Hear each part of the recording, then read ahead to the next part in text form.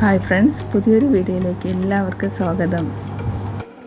പച്ചമാങ്ങ കൊണ്ടുള്ള ഒരു റെസിപ്പിയാണ് തൈര് മാങ്ങ.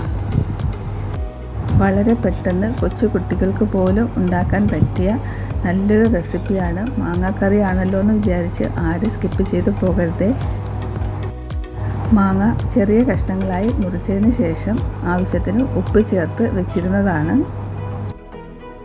ഇങ്ങനെ ഉണ്ടാക്കുന്നത് കൂടുതൽ ദിവസം വെച്ചിരിക്കാൻ പറ്റില്ല. 1-2 ദിവസം വെച്ചിരുന്ന് ഉപയോഗിക്കാം. അതുകൊണ്ട് കുറച്ച് മാത്രം എടുത്താൽ മതി. അതിലേക്ക് ഒരു പച്ചമുളക് ചെറുതായി അരിഞ്ഞത് കൂടി ചേർക്കാം. ഏകദേശം 1 കപ്പ് മാങ്ങ ഉണ്ടാവും. അതിലേക്ക് അധികം പുളിപ്പില്ലാത്ത ഏകദേശം 1 കപ്പ് അല്ലെങ്കിൽ 3/4 കപ്പ് അത്രയും മതിയാകും ഉടച്ചെടുത്ത തൈര് കൂടി ചേർക്കാം. ഉടച്ചെടുത്ത തൈര് മാങ്ങയിലേക്ക് ചേർത്ത് നല്ലതുപോലെ യോജിപ്പിക്കാം. തൈര് മിക്സിയിൽ അടിച്ച് ഒഴിക്കരുത്, ഇതുപോലെ ഉടച്ചെടുത്താൽ മതി. നല്ലതുപോലെ യോജിപ്പിച്ച് മാറ്റിവെക്കാം. സാധാരണ നമ്മുടെ ചോറിൻ്റെ കൂടെയും അതുപോലെ ബിരിയാണിയുടെ കൂടെയും നമുക്ക് നല്ലൊരു സൈഡ് ഡിഷായിട്ട് ഇത് കൂട്ടാവുന്നതാണ്. ഇതിലേക്ക് വെള്ളം ചേർക്കരുത്, ഈ ഒരു രീതിയിൽ മതിയാകും. ഇതിലേക്ക് ആവശ്യമായ മസാല ഉണ്ടാക്കാം. 1 ടീസ്പൂൺ സാധാരണ മുളക് പൊടി, 1/4 ടീസ്പൂൺ ജീരകം വറുത്ത് പൊടിച്ചത്, 1/4 ടീസ്പൂണിന് താഴെ കായത്തിൻ്റെ പൊടി, അതുപോലെ 1/4 ടീസ്പൂണിന് താഴെ ഉലുവ വറുത്ത് പൊടിച്ചത്. ഇതെല്ലാം ചേർത്ത് മിക്സ് ചെയ്ത് വയ്ക്കാം. മുൻപ് സദ്യകളിലൊക്കെ തൊട്ടുകൂട്ടാനായിട്ട് ഇങ്ങനെ മാങ്ങ ഉണ്ടാക്കാറുണ്ട്. എടുത്തു വെച്ചിരിക്കുന്ന മസാല ചൂടാക്കി എടുക്കണം. അതിനുവേണ്ടി 3 ടേബിൾ സ്പൂൺ വെളിച്ചെണ്ണയാണ് ചേർത്തിരിക്കുന്നത്. വെളിച്ചെണ്ണ ചൂടാക്കുമ്പോൾ 1/4 ടീസ്പൂൺ കടുകിട്ട് പൊട്ടിച്ച് അതിലേക്ക് 2-3 വറ്റൽമുളകും കറിവേപ്പിലയും ചേർത്ത് മൂത്ത് വരുമ്പോൾ ഫ്ലെയിം ഓഫ് ചെയ്യാം. അതിലേക്ക് എടുത്തു വെച്ചിരുന്ന മസാല ചേർത്ത് ചൂടാക്കി എടുക്കാം.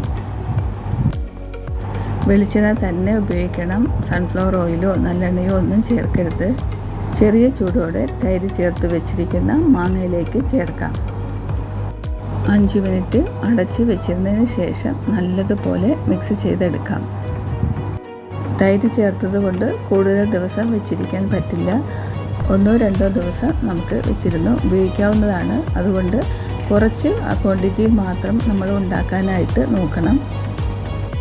എന്നും ഒരേ രീതിയിലുള്ള അച്ചാറും സലാഡൊക്കെ കഴിച്ച് നമുക്ക് ഒരു വ്യത്യസ്ത രുചിയിൽ ഇതുപോലെ ചെയ്ത് നോക്കാവുന്നതാണ്. തീർച്ചയായും ഇഷ്ടപ്പെടും, അത്രയും ടേസ്റ്റാണ്.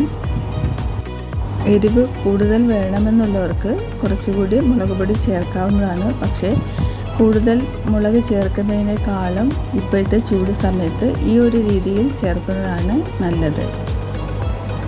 ഉപ്പ് ഞാൻ നേരത്തെ മാങ്ങ അരിഞ്ഞു വെച്ചപ്പോൾ തന്നെ ചേർത്തത് കൊണ്ടാണ് ഉപ്പ് ചേർക്കുന്ന ഭാഗം കാണിക്കാതിരുന്നത്. തൈരുമാങ്ങ ഉണ്ടാക്കിയിട്ടില്ലാത്തവർ തീർച്ചയായിട്ടും ഉണ്ടാക്കി നോക്കണം. അതുപോലെ അഭിപ്രായങ്ങൾ കമൻറ്റ് ചെയ്യണം, ലൈക്ക് ചെയ്യണം, സബ്സ്ക്രൈബ് ചെയ്ത് സപ്പോർട്ട് ചെയ്യണം. സാധാരണ ബിരിയാണിയോടൊപ്പം നമ്മൾ പലതരത്തിലുള്ള സാലഡുകൾ ഉണ്ടാക്കാറുണ്ട്. പക്ഷേ ഇന്ന് ഞാൻ ഈ മാങ്ങ കണ്ടപ്പോൾ ഇതുപോലെ ഒന്ന് ചെയ്ത് നോക്കിയതാണ്. ശരിക്കും എനിക്കൊരുപാട് ഇഷ്ടമായി. അതുകൊണ്ടാണ് ഞാൻ ഈ വീഡിയോയിലൂടെ കാണിച്ചത്. തീർച്ചയായിട്ടും എല്ലാവരും ഉണ്ടാക്കി നോക്കണം. അഭിപ്രായങ്ങൾ കമൻറ്റ് ചെയ്യണം. പുതിയൊരു വീഡിയോയുമായി വീണ്ടും വരാം. അതുപോലെ സപ്പോർട്ട് ചെയ്യുന്ന എല്ലാ കൂട്ടുകാരോടും ഒരുപാട് നന്ദിയുണ്ട്. ഇനിയും നിങ്ങളുടെ സപ്പോർട്ട് ഉണ്ടാകണം.